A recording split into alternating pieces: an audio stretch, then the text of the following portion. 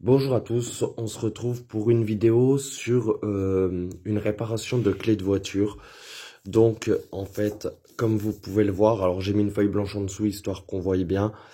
Donc voici la clé, c'est une clé de Dacia Logan. Donc en fait, il faut changer la coque et comme vous pouvez le voir à l'intérieur, ici il manque le switch. Donc il faut réparer le switch. Donc écoutez, on a commandé donc une coque et les deux petits boutons. Donc il y en a un en plus. Donc ouais, moi j'en avais commandé quand même, on a mis deux. Bon bah c'est cool. Du coup on va voir ça ensemble. Donc la première étape, c'est déjà d'ouvrir la clé. Donc on va ouvrir la clé. Hop. Voilà.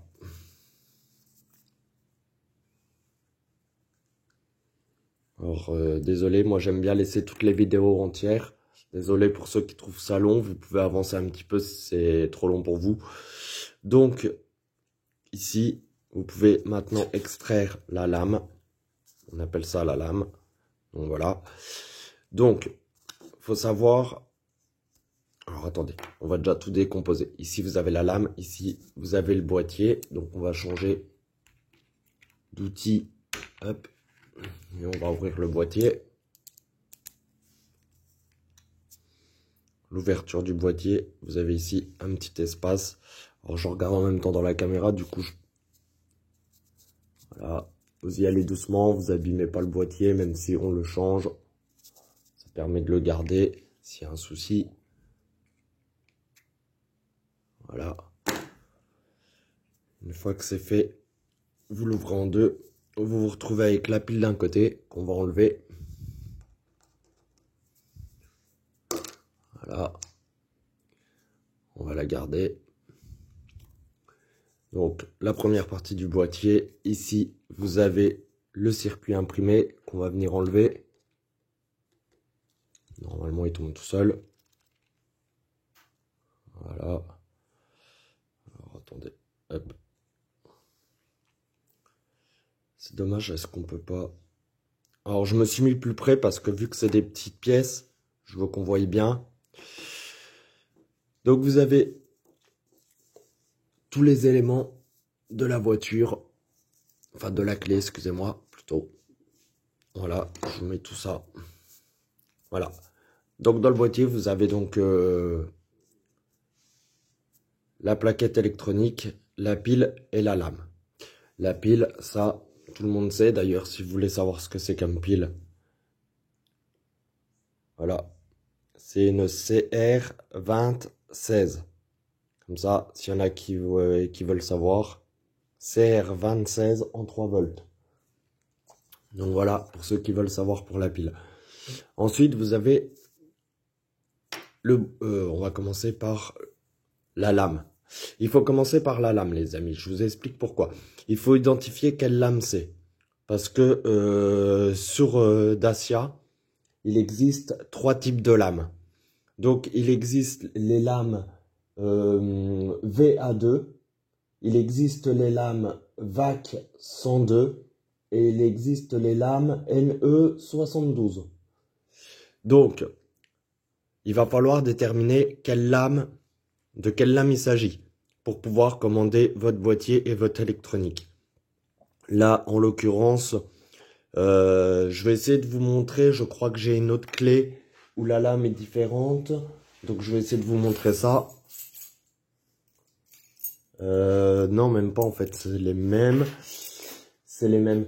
Donc en fait, pour identifier votre lame, on va mettre ça un peu plus haut. C'est pas très compliqué, bien qu'après maintenant ils font des schémas, donc de toute manière vous pouvez le voir. Vous avez celle où vous avez les deux parties comme ça. Et celle-là, c'est la lame. Alors attendez que je dise pas de bêtises. C'est la VAC 102. Voilà, c'est la VAC 102. Après, donc celle-là, c'est la VAC 102. Et après, vous avez la partie où en fait, ça va être cranté d'un côté, comme ça. Et de l'autre côté, ça va être plus lisse.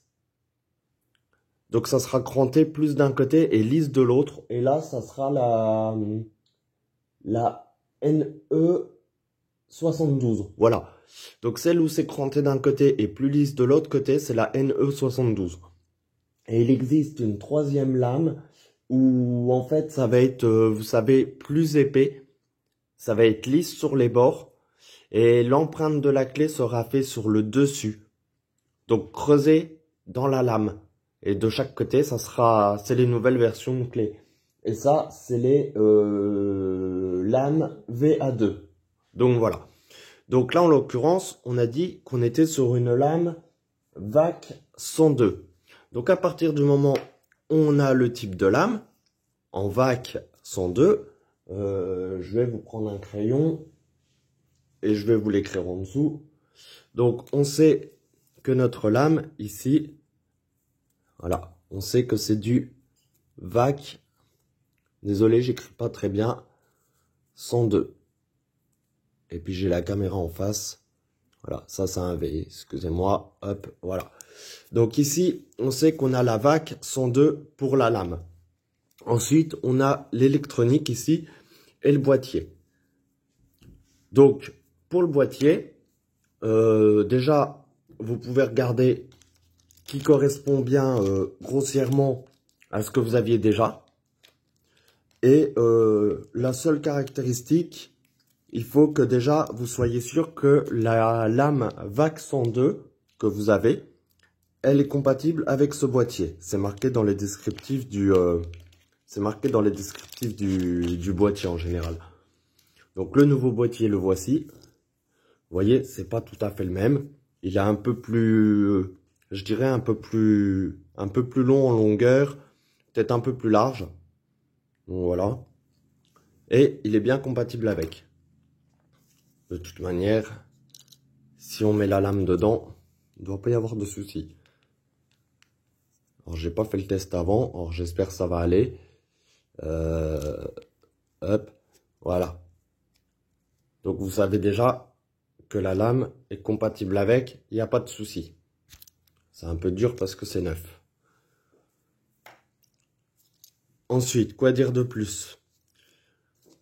Donc le boîtier, ouais, pour ça, est pareil ici. Vous avez donc la plaquette électronique. Qu'est-ce que j'avais dit? Donc ici, vous avez les références. Voilà. JCI 995-8. Là en bas, vous en avez d'autres. Au pire, vous notez tout. Et après, il suffit tout simplement de regarder grossièrement comment votre plaquette électronique était faite pour pouvoir commander votre boîtier. Ici, vous avez ce qu'on appelle le transpondeur. Donc, c'est lui qui permet de dire à la voiture si elle doit démarrer ou pas.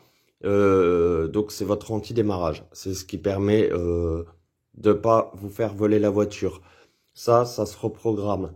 Donc là, en l'occurrence, vu qu'on change pas la plaquette électronique, qu'on va juste changer le petit switch, il n'y a pas besoin de reprogrammer la voiture. Donc écoutez les amis, je vais changer le petit switch qui est ici. Par contre, je vais faire une pause, je vous reprendrai quand je l'aurai fait parce que à la caméra, ça va pas être évident, c'est tout petit. Donc je vais changer ça et je vous reprends après. Alors les amis, je vous reprends. Donc, hop, voilà, donc le nouveau est mis. Donc, écoutez bien. Voilà, l'ancien. Donc, on les entend bien tous les deux. Je vous le fais à la main.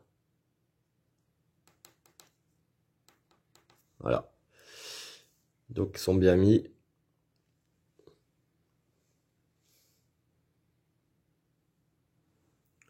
Donc maintenant, on va reprendre le nouveau boîtier. On va l'ouvrir.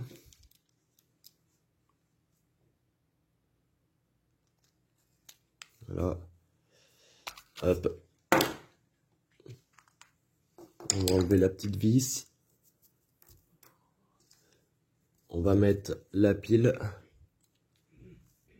La pile qui allait... Ça doit être un délire comme ça. Je pense qu'elle est comme ça. Hop. Ensuite, nous avons la plaquette électronique. Alors, on va mettre la plaquette électronique avant.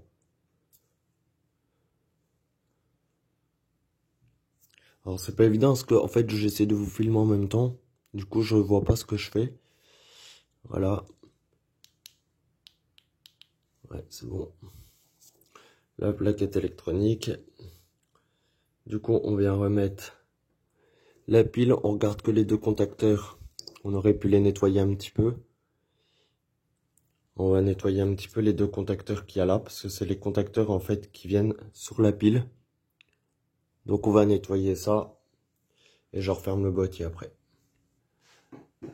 Alors les amis, vous voyez, moi je prends tout simplement des nettoyants vitres que je viens mettre sur un petit bout de coton-tige. Voilà.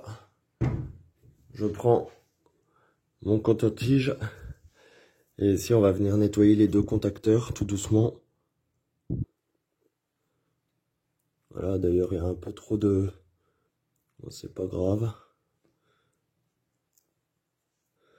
Voilà.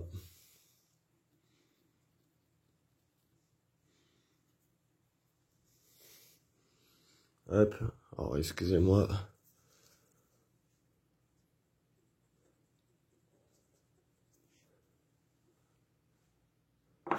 Voilà. Je vais quand même le renlever pour voir que ça n'a pas coulé de l'autre côté. Alors attendez. Après c'était pas forcément obligatoire mais... De toute manière, la clé, elle va être au repos tout de suite, là, dans l'immédiat, donc c'est bon. Voilà.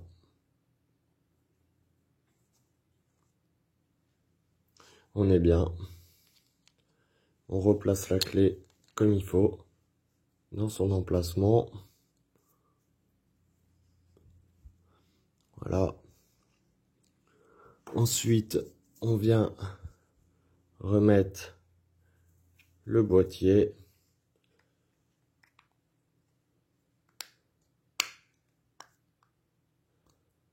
Tac. Voilà. On va venir mettre la lame. Excusez-moi les amis, c'est juste que c'est pas évident en fait parce que je surveille ce que je vous filme. Voilà. On met la petite vis.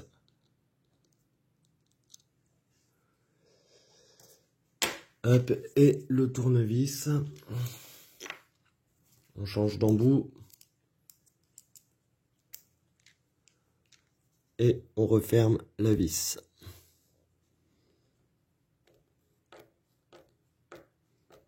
Alors faites attention, prenez votre temps, parce que si vous foirez la vis, c'est la merde après pour l'enlever. Voilà, je revérifie. Donc voilà, la vis est bien mise, la clé tient bien. Une belle coque. Voilà, donc logiquement, il n'y aura plus de soucis. J'essaie de vous faire entendre. Voilà. Donc, ici, on met la clé qui est neuve. Ici, on remet l'ancien boîtier qu'on va refermer.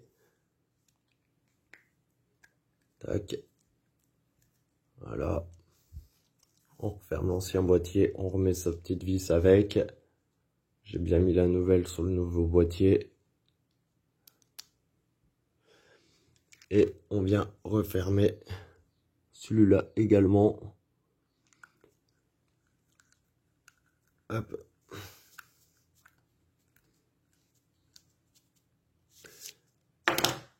Et voilà les amis, une nouvelle clé.